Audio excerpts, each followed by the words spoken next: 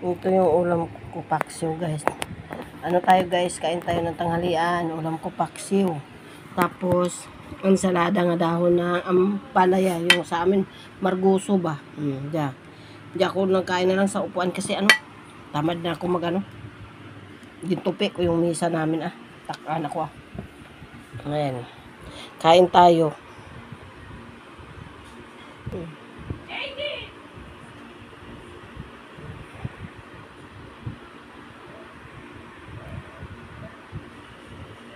Ayan na guys.